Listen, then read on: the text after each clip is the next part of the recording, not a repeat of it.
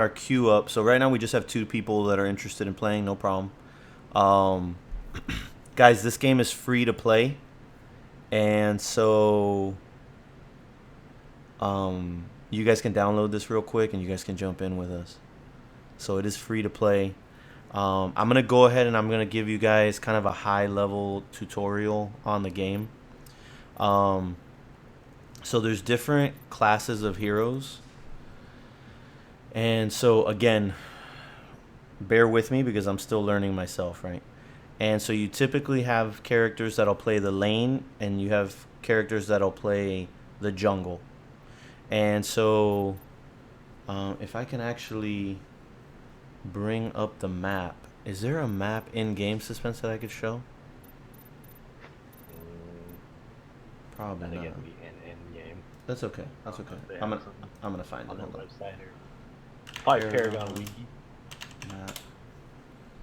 So I'm gonna get you guys a map overview.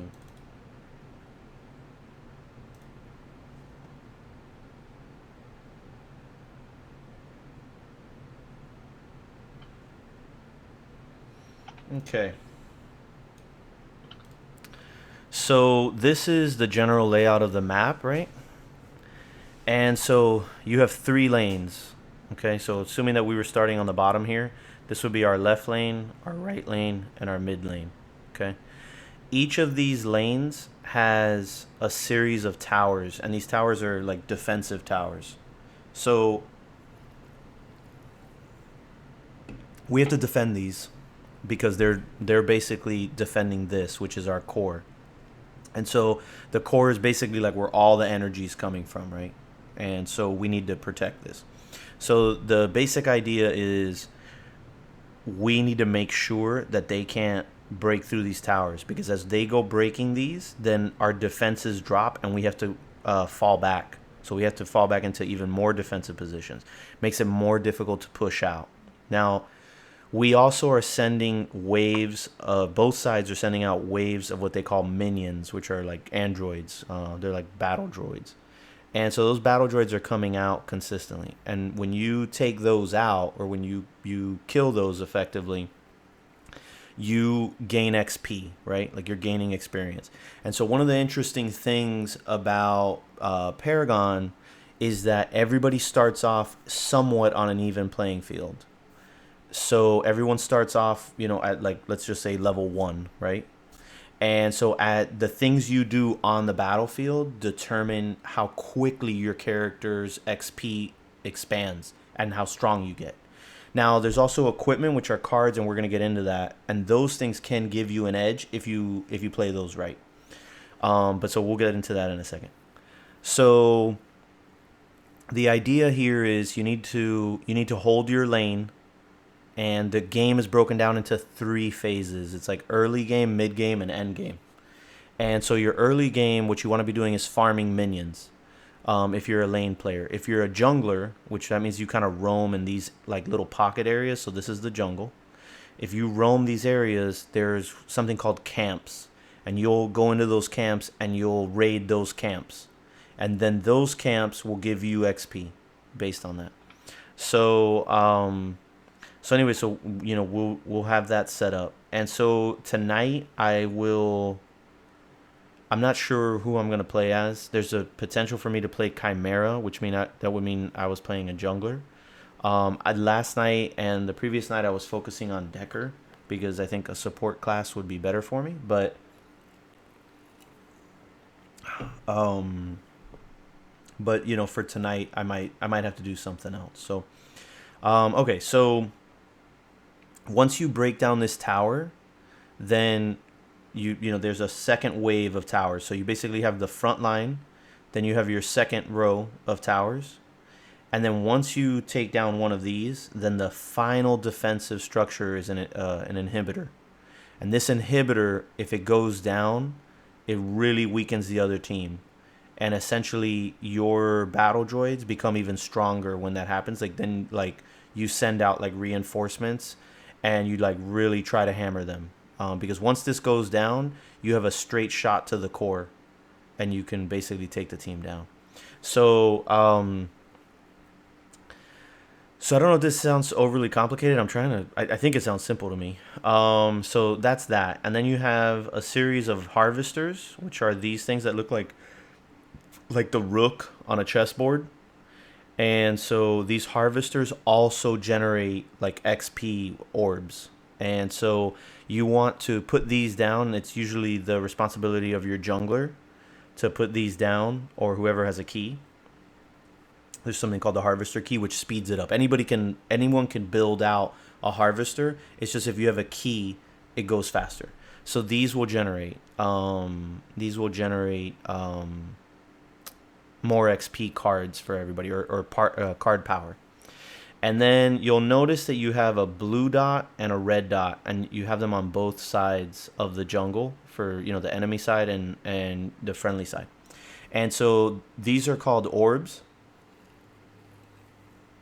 The blue orb is a mana buff, right? So like it buffs your mana and your cooldown reduction. So what that means is, and we'll get into that with one of the heroes here real quick, is you're gonna have abilities. Each hero, they're all called heroes.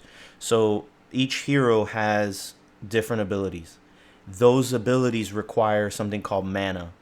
And so that's basically what this blue stuff is. So when you have this, it's a blue energy regen camp. And so when you have this, it reduces those cooldowns. It's gonna make you more efficient with your use of mana.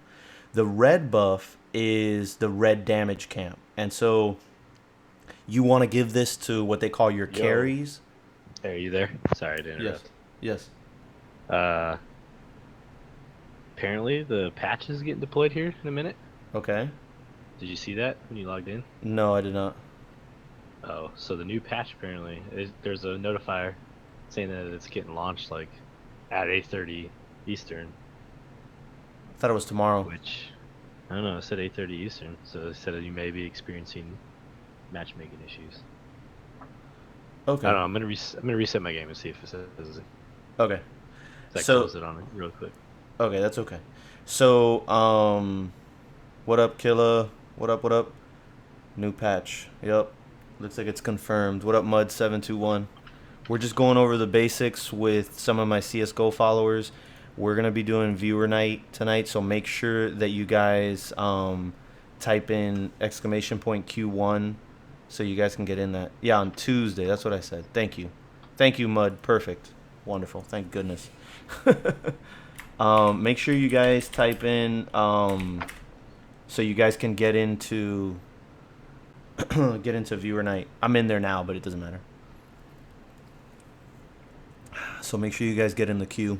So anyway, so back to the what I was explaining, which is this red dot is the red damage camp. Okay, and this is a red orb. And so you want to give this to your heavy hitters, your carry, and that's going to make him stronger. And it's also going to make him faster, which is important, right? Because sometimes you need to track down some of these enemies pretty quickly. Then you have a black dot here and a purple one here. And so this is a black buff, and this is called Orb Prime. And so the black buff, what that does is if you're able to defeat that camp, they have there's like battle droids there also, right? They call them minions, but anyway. Blue buff is to help with CD and mana regen. Yeah. So the black buff increases the ability to inflict structural damage. So you'll want this to defeat towers, right? Because now you're going to be much stronger, more effective, more efficient against these. The Prime Orb basically gives you a few options. And so you can hold it, and that's going to give your teammates more strength. You can dunk it on the enemy side, and that's going to give you kind of like it's going to give you extra strength, and it is on a time lock basis. You can drop it on your side, and what this will do, which is interesting, is as I was telling you, if you lose your inhibitor, that's a really big deal, right? Because they have a straight shot to the core. If you lose an inhibitor and you get Orb Prime and you take it back to your camp, then you will respawn whatever inhibitors are down. Let's say you have all 3 inhibitors down, and you can dunk the Orb Prime in your camp back here, then all three will come up. So that's really important. The fuck is supernova? That's a MOBA. So anyway, so those are kind of the things that you're seeing on this map, and those are the basics. Are there any questions on anything I just said regarding the map and how and and what these things mean?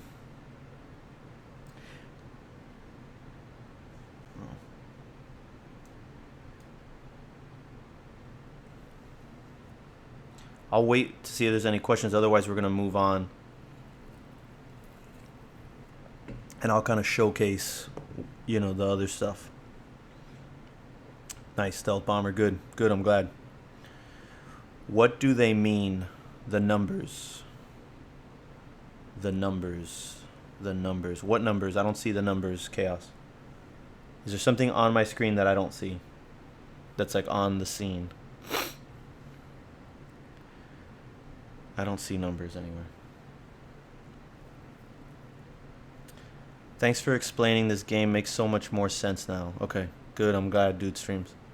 I'm glad. Yeah, the other night when we did viewer night, you guys kind of just got thrown into the fire, and it was like, So I thought, if we're gonna do a proper viewer night, I was like, you know what? The very first thing is, let me try to give you whatever really, really limited knowledge I have about it.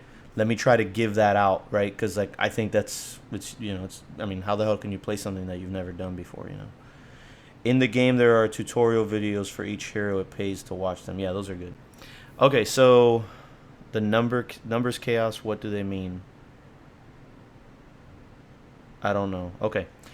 I don't know either. I'm going crazy.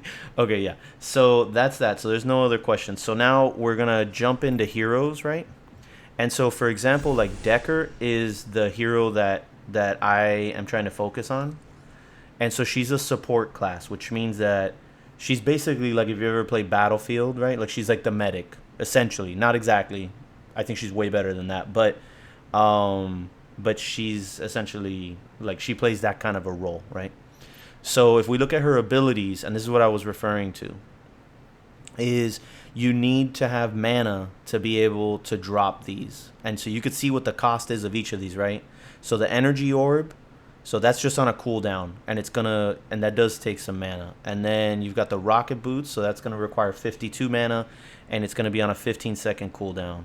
And you can kind of see here as how my containment fence is really good. Each of the heroes on your own time, you can go in here. So again, I'm gonna show you how I did this. You go to profile, you go to heroes, you pick the hero you want. You go to abilities, you can review this, and you can actually watch a video tutorial for the character that you want to check out. They also have a ton of skins, so you can kind of like pick the skins that you like the most. And I don't know why that's so slow for me. Oh, there we go. So yeah, she's got a good skin right there. So anyway, so you can pick from the skins you like. I actually... So like this is one example of a skin. He's also got this one, right? Or I'm sorry, she, because this is a female character. Sorry.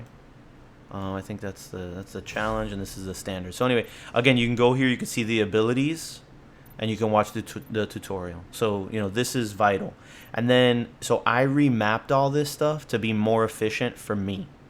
But you guys need to figure out what's the best thing for you on this. So anyway, whatever. Okay, so again, so in terms of that map layout, which we could think about that is 1 second.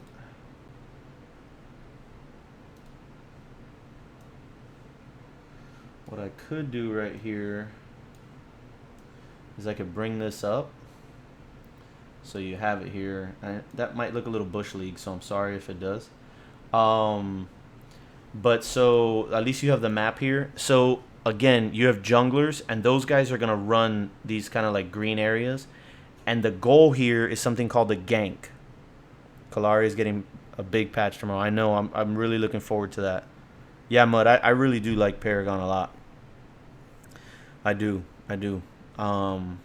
I mean, if it wasn't that I got my start on CS, I might not even like let go of the game. I would stream this every single day of the week. Um, but I have a responsibility to the people that came here to watch me. So anyway, so for example, Feng Mao is a jungler, right? And so he's gonna run these green areas. Now, there's little like paths that pop you up all over the place here, right? In this jungle.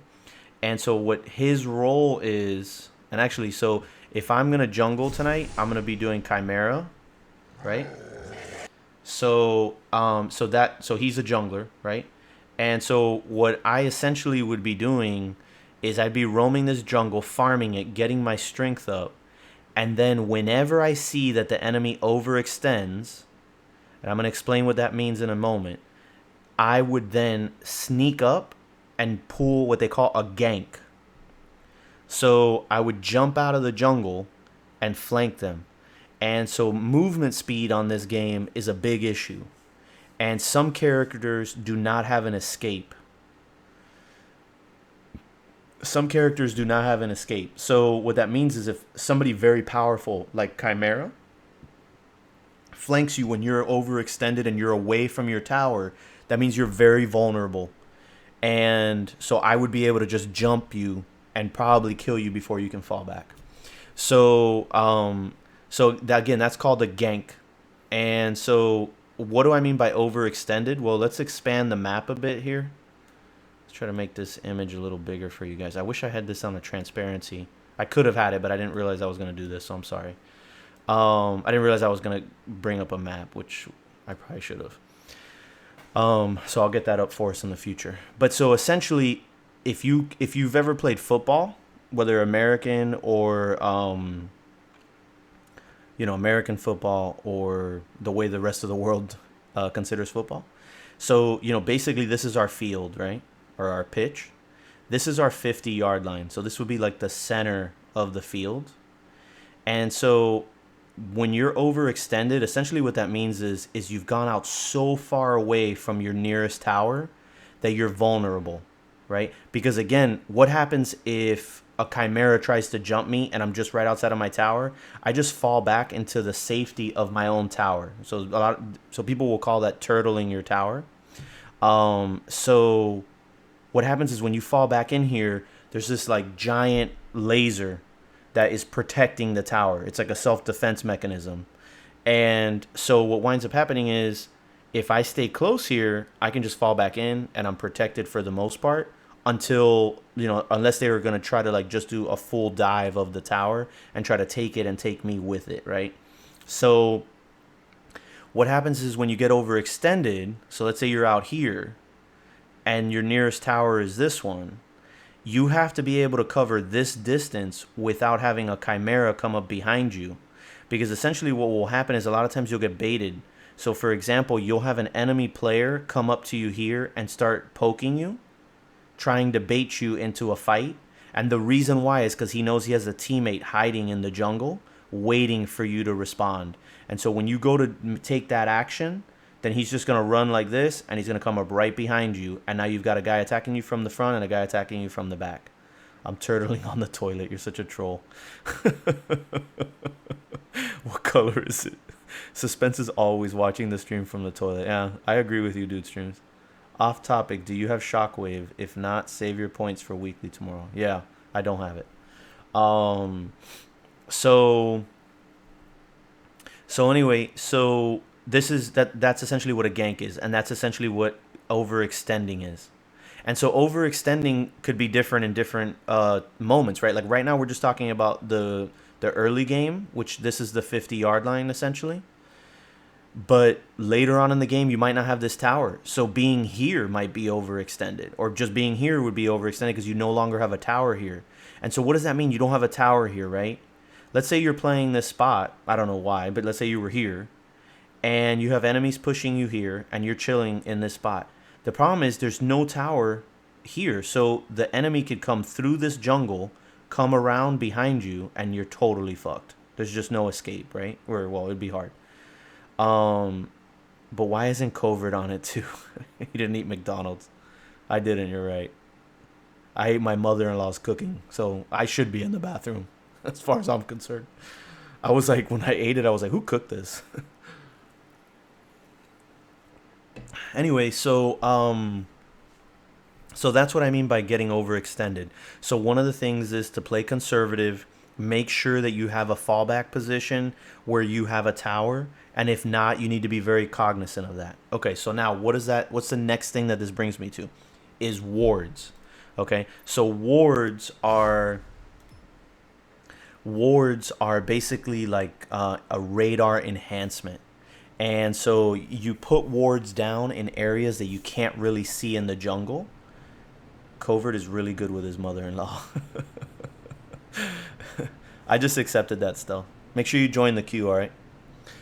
So anyway, AKA she hates him. Yeah, she does hate me actually. So wards, you can put them in the jungle, and you want to try to hide them, and you want to put them in spots that are advantageous.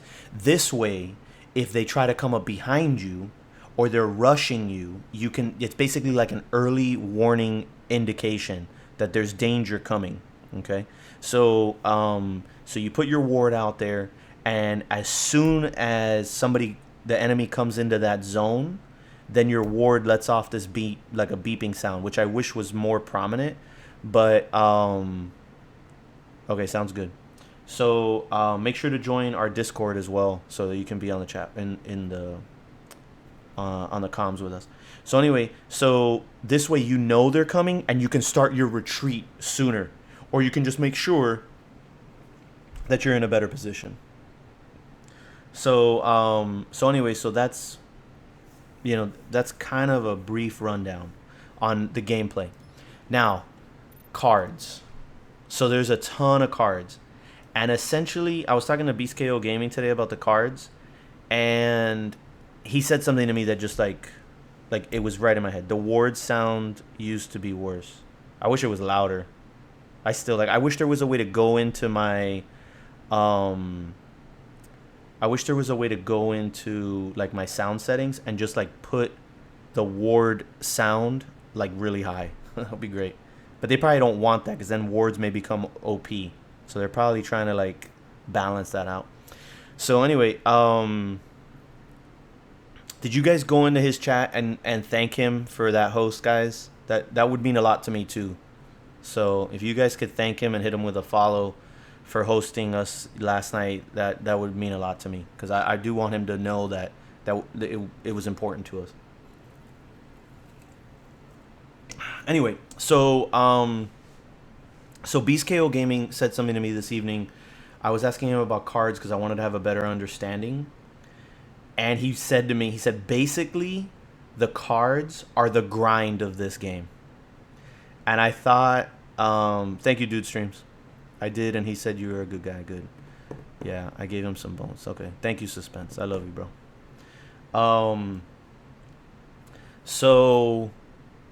So the cards are the grind of this game, because you can't buy cards, and this is how they avoid the game being pay to win, right?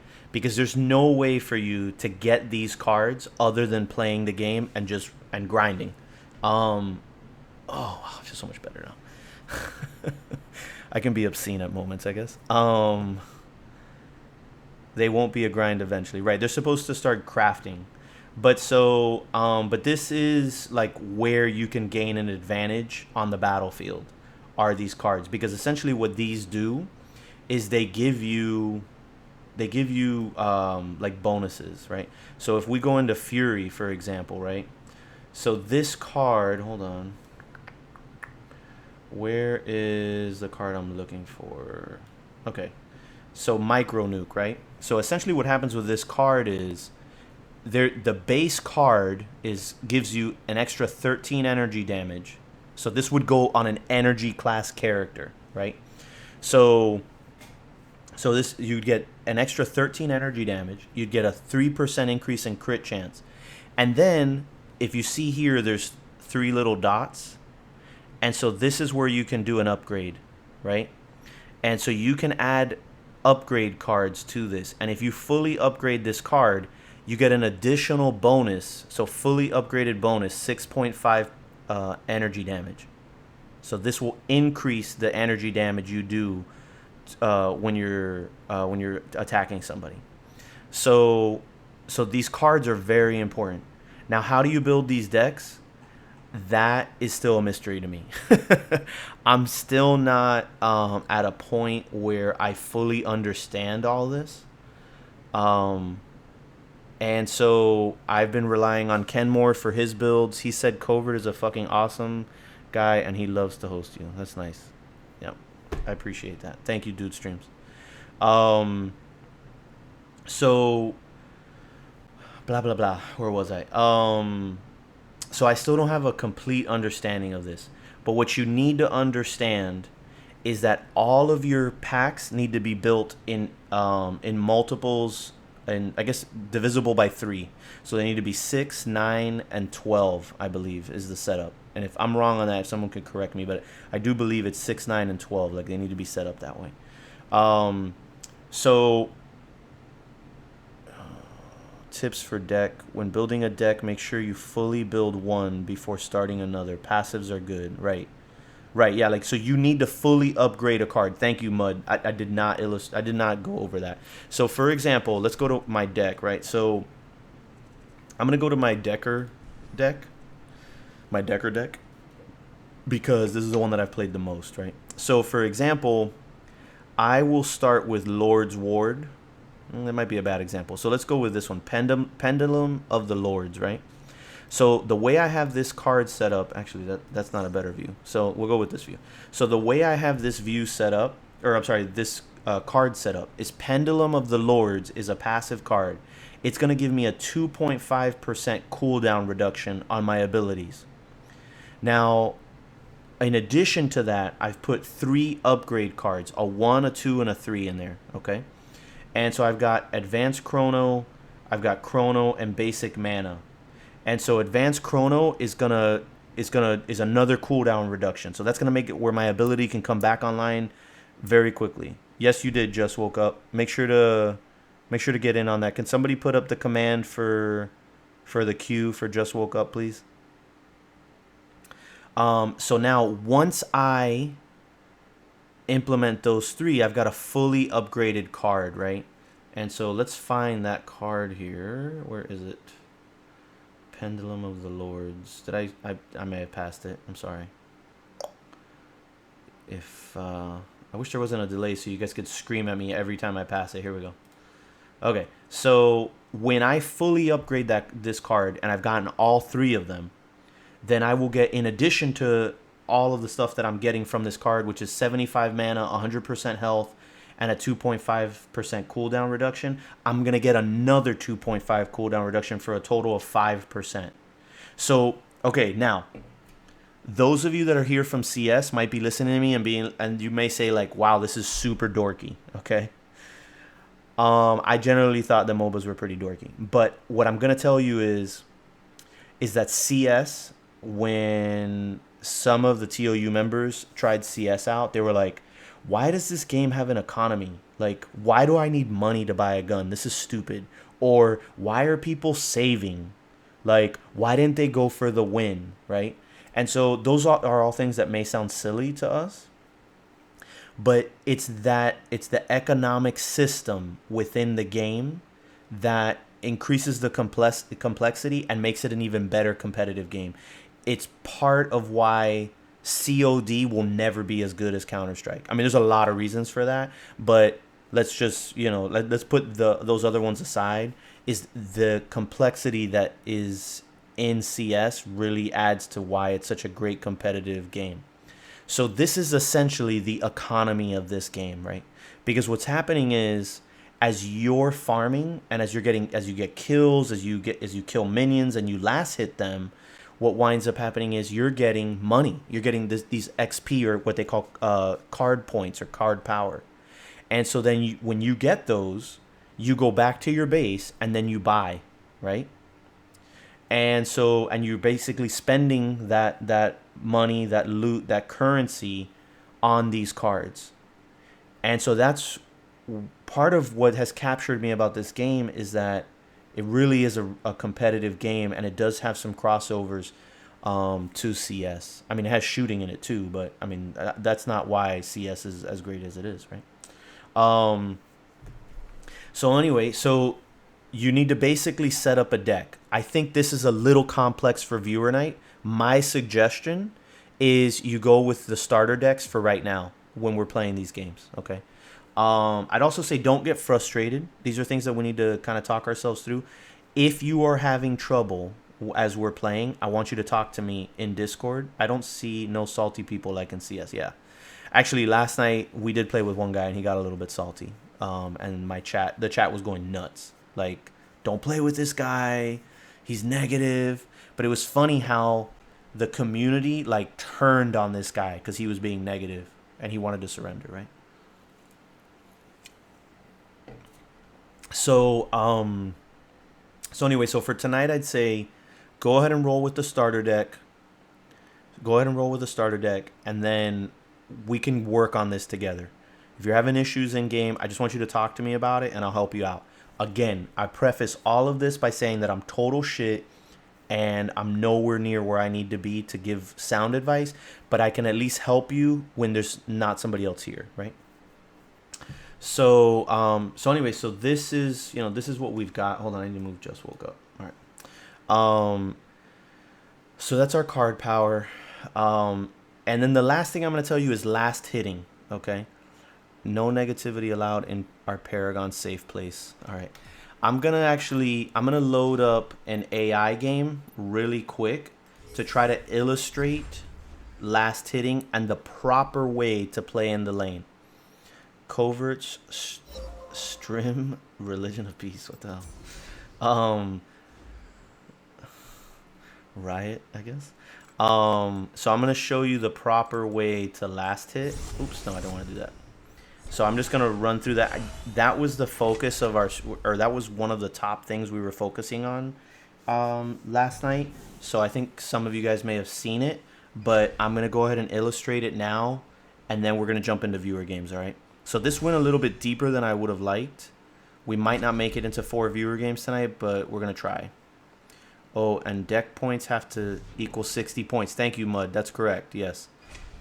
Uh-oh. This may or may not be proper. It'll be proper. You'll see. So, because I'm gonna get a damage card right away. So yes, so basically when you work out your deck with all the upgrades, then all those card points, when you basically they should all equal out to 60 total. So what you're gonna do is you're gonna add up your actual equipment card, the primary one, and then you'll add up the value of your upgrade cards, and those should equal 60. But again, my suggestion is do not worry about that. Let's just start off with the starter packs tonight, and then we can work ourselves into that, okay? Because again, I still don't have a fundamental understanding of the way the cards work and like what's this and why that and this and that. So I'd rather you guys just stay focused. All right, so I'm gonna pick. This is my custom card pack. I'm gonna go ahead and pick this. And I'm just going to pick whatever gives me the most damage right off the bat, because I'm not actually going to play here. I'm not actually going to play here, so I'm just going to run out. So this is the core. Right here are my inhibitors. These are really important, right? These are my minions or my battle droids, right? I'm not trying to reinvent the name. I just want you guys to understand what they are. But so they're minions. And then while we're waiting for that, then we've got our next tower. There's going to be another tower down there. This is what the harvester looks like. You have to stand in this harvester, and then it's got like a timer down here, which is that well is currently inactive. So it's on a cooldown right now, so we have to wait for it. But that's your harvester. This is your red camp. Okay, and then there's like little basic camps in here that I was telling you, which make your jungler stronger. So anyway, this is the jungle that I'm coming out of. This is my next tower.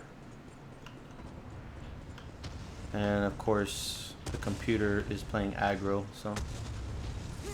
Anyway, so here's the minion, right? And I'm gonna work on getting that very last hit. And if you see that last hit, it got me all the orbs from that minion. And so that's important because I got 160 card CXP there. And if I didn't get that, then just the orbs just fall down, and I think you get like I don't know what it is. I don't know the exact number, but it's very limited. Now, what is another factor here is that you can play the lane with 2 players, and as long as one of us gets the last hit, we will share 100% of that last hit card XP. Okay, so if you have more than than 2 players in the lane, then you have to start dividing that between the second and the third player, and so there's diminishing returns on that. So that's important. But so anyway, notice here's I think the most important thing, this is, in my opinion anyway, is that I'm not shooting at all, right? I'm only shooting when I think that the last hit is gonna result in me getting all the card power, right? I'm doing it now because I didn't have any minions here. So, yeah, we need to push these guys back right now. So the reason why I'm not shooting is what I don't want is I don't want to have like a lane imbalance, because if I push this wave back, let's say I was to push this wave all the way back, then what will wind up happening is I'll be fighting here, and what happens if I'm fighting over here or down there? Where's my tower? So I'm overextended, and I don't want to be overextended. But if all I do is last hit, then the minions should always stay pretty close to the 50-yard line, which means that I can fall back, right? And that's important. Because again, right here's a lane that I can get ganked from. Some of the players actually have like rocket boots that they can jump up here and come up behind you 100%, right? So we want to be close enough that we can fall off here. So anyway, so that's last hitting. That's an explanation of how many people should be in the lane. And you know why you need to do it. So anyway, so let's get into the games. I'm sure everybody's sick and tired of hearing me fucking talk, so